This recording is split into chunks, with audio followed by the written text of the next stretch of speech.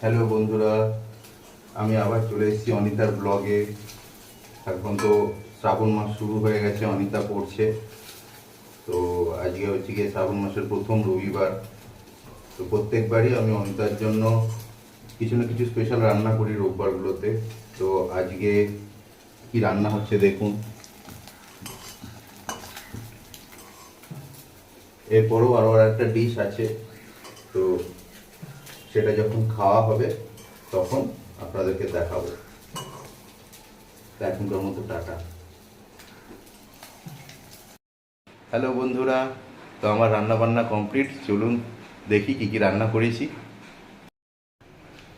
ভাত তো থাকবেই, তো প্লেন সাদা ভাত, আর এখানে ডাল হয়েছে, বিউলির ডাল। তার সঙ্গে একটু আলু পোস্তও করে নিয়েছি।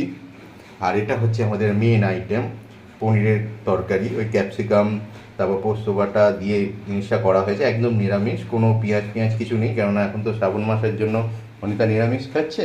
তো সেই কারণে ওর জন্য আজকে এই প্রথম সানডে শ্রাবণ মাসের আমি ওর জন্য রান্না করে নিয়েছি। তো চলুন ওকে সার্ভ করে দেখি ওর এক্সপ্রেশনটা কেমন হয়।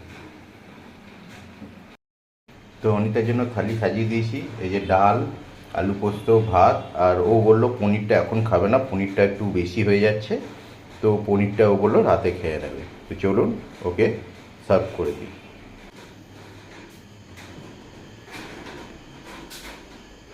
হ্যাঁ নাও, তোমার আজকের লাঞ্চ থালি।